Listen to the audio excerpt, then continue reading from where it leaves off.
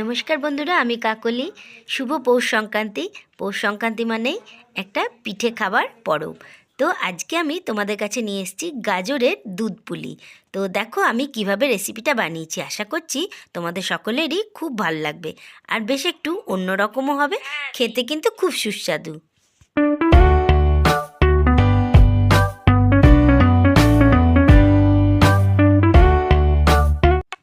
তো বানাবো গাজরের দুধ পুলি। তার জন্য দুটো গাজরকে ভালো করে ছুলে টুলে ধুয়ে পরিষ্কার করে কেটে নিয়েছি এরকম। আর এগুলো সবগুলোই আমি মিক্সির বাটিতে দিয়ে দিচ্ছি। তোমরা যতটা পারবে ছোট করে করবে, তাহলে খুব তাড়াতাড়ি পেস্টটা তৈরি হয়ে যাবে। আমি এই সব গাজরটাকেই একটা ভালো করে স্মুথ পেস্ট তৈরি করব। তারপরে যতটা লাগে সেটা আমি তোমাদেরকে ব্যবহার করার সময় দেখাবো। তো আমার এই পুরো ভিডিওটা দেখো, আশা করছি তোমাদের খুব ভালো লাগবে। আমি এর মধ্যে খুব সামান্য পরিমাণে জল দিলাম। তো দেখো আমি রেসিপিটা কিন্তু খুব সহজভাবেই বানিয়ে দেখাবো, এতে তোমাদের বুঝতে একটুও অসুবিধা হবে না। দেখো খুব সুন্দর পেস্ট হয়ে গেছে। এবার কিছু না, একটা কড়াই নিয়ে নিলাম, নিয়ে তার মধ্যে আমি একটু ঘি দিয়ে দিলাম। তো ঘিটা দিয়ে একটু গরম হতে দিলাম, দিয়ে এবার এটাকে আমি পুরো কড়াইতে ছড়িয়ে দিলাম। দিয়ে এবার এই ঘিয়ের মধ্যেই আমি দিয়ে দিলাম গাজরের পেস্টটা।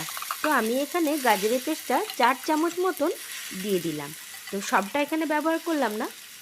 তো এবার এটাকে আমাকে খুব ভালো করে নাড়তে হবে। নেড়ে নেড়ে মানে এই গাজরের যে কাঁচা ভাবটা চলে যাবে, আর গাজরের একটা কালারও খুব সুন্দর আসবে। আর এটা একটু শুকনো করতে হবে। তো তারপরে কি করছি সেটাও দেখতে হবে, তার জন্য সঙ্গে থাকো, পুরো ভিডিওটা দেখতে থাকো। দেখো গাজরের কালারটা কিন্তু অনেকটাই চেঞ্জ হয়ে গেছে।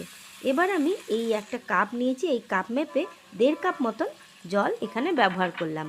দিয়ে এই জলটা যখন এবার দিয়ে দিলাম, দেওয়ার পরে এবার এটাকে ফুটতে দিতে হবে। কিন্তু তার আগে এর মধ্যে আমি একটুখানি দিয়ে দেব নুন।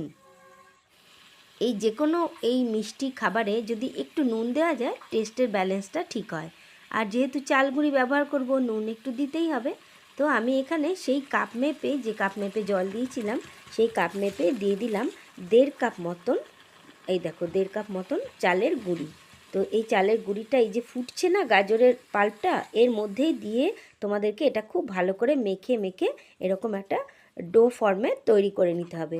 তারপরে যখন দেখবে এটা কড়াই থেকে বেশ লেগে লেগে ছেড়ে ছেড়ে আসছে, তখন কিন্তু এটা ডোটা বুঝতে হবে হয়ে গেছে। এবার আমি এটাকে একটা থালার মধ্যে ট্রান্সফার করে নিলাম। তো তারপরে এটাকে কিন্তু একটু ঠান্ডা হতে দিতে হবে, এখন তো একটু বেশি গরম আছে।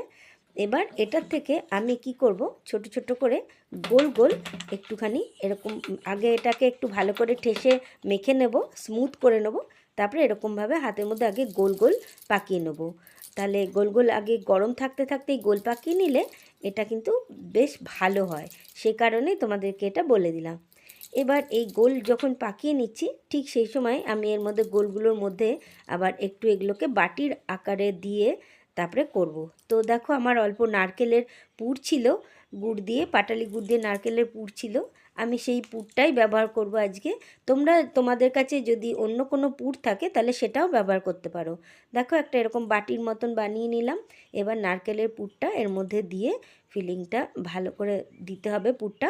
তারপরে এটাকে খুব সুন্দর করে বন্ধ করে দিতে হবে, দিয়ে ছোট ছোট করে পুলিগুলোকে গড়ে নিতে হবে। আর খেয়াল রাখবে যেন পুলিগুলো খুব বেশি ফাটা ফাটা না হয়, তাই জন্য প্রথমেই কিন্তু খুব মসৃণ করে মেখে নিতে হবে। তো এটা একটু চেষ্টা করবে, আর মুখগুলোকে চেষ্টা করবে একটু বন্ধ করে দিতে। তো দেখো আমি একটু চেপে চেপে এটাকে বানিয়ে নিচ্ছি। তোমরাও খুব সুন্দরভাবে এইভাবে পুলিগুলো গড়ে নেবে। আচ্ছা বন্ধুরা, এতক্ষণ ধরে আমার সঙ্গে থাকার জন্য, ভিডিওটা দেখার জন্য তোমাদেরকে অসংখ্য ধন্যবাদ। পুরো ভিডিওটার সঙ্গে থাকো, দেখতে থাকো। আর ভালো লাগলে কিন্তু অবশ্যই একটা লাইক করে যেও। আর যদি ভালো লেগেছে তো বন্ধু বান্ধব, আত্মীয় স্বজন সকলের সঙ্গে একটু ভিডিওটা শেয়ার করে দিও।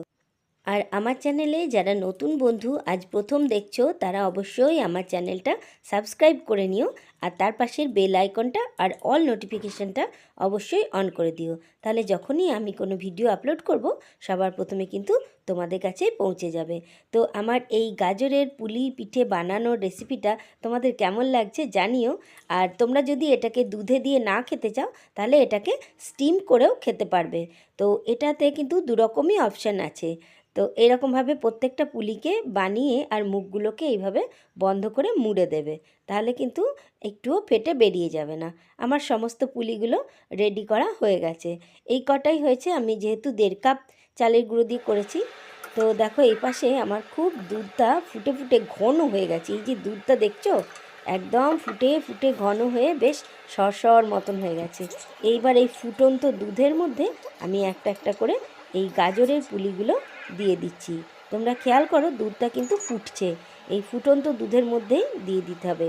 এবার আরও একটা টিপস বলে দিই, যে কি করে বুঝবে যে পুলিগুলো হয়ে গেছে। সেটা বোঝার জন্য দুধটা থেকে যখন এরকম ফুটতে ফুটতে দুধের মধ্যে পুলিগুলো যখন ভেসে হালকা হয়ে উপরে উঠে আসবে, তখন কিন্তু তোমরা জানবে পুলিগুলো ভেতর পর্যন্ত একদম সুন্দর সিদ্ধ হয়ে গেছে। এটাই পুলিটা সিদ্ধ হওয়ার নিয়ম। দেখো এখানে ফুটছে, এই অবস্থায় আমি দিয়ে দিলাম একটা এলাচ আর একটা তেজপাতা। এলাচের মুখটা একটু ফাটিয়ে দেবে।